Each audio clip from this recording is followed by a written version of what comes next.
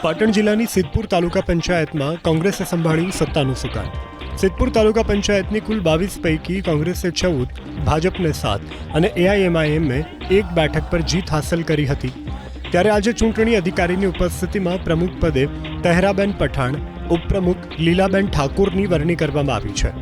સિદ્ધપુર તાલુકા પંચાયતમાં કોંગ્રેસે સત્તા હાંસલ કરતા કોંગ્રેસના કાર્યકર્તા અને આગેવાનોએ આતશબાજી કરી ઉજવણી કરી, તો પૂર્વ એમએલએ ચંદનજી ઠાકોરે નવનિયુક્ત હોદ્દેદારોને શુભેચ્છા પાઠવી। તો પાટણ તાલુકા પંચાયતમાં પણ કોંગ્રેસે સત્તા સંભાળી।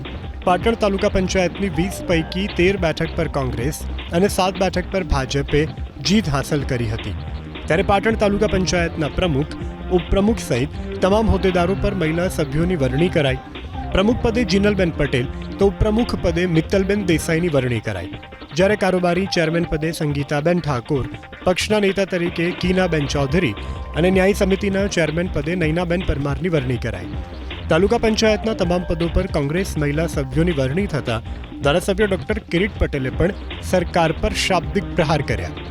પાટણ તાલુકા પંચાયત એ મહિલા શાસિત તાલુકા પંચાયત બનવાની છે। તાલુકા પંચાયતના પ્રમુખ, ઉપપ્રમુખ, વિરોધ પક્ષના નેતા, કારોબારી, દંડક અને અમારા પક્ષના નેતા અને ન્યાય સમિતિના ચેરમેન, આ જે 5 હોદ્દા છે એ 5 હોદ્દા અમે મહિલાઓને આપ્યા છે। અને માત્ર વાતો કરી નથી, એ મહિલા સન્માનની વાતો કરી નથી। પાટણ તાલુકા પંચાયતનો વહીવટ મહિલા સંચાલિત અમે બનાવ્યો છે અને ગુજરાતની અંદર એક આગવું ઉદાહરણ પૂરું પાડ્યું છે। માત્ર વાતો નથી કરી, અમે કરી બતાવ્યું છે। સરસ્વતી તાલુકા પંચાયતમાં ચિઠ્ઠી ઉછાળી અને નક્કી કરાયું પ્રમુખ પદ।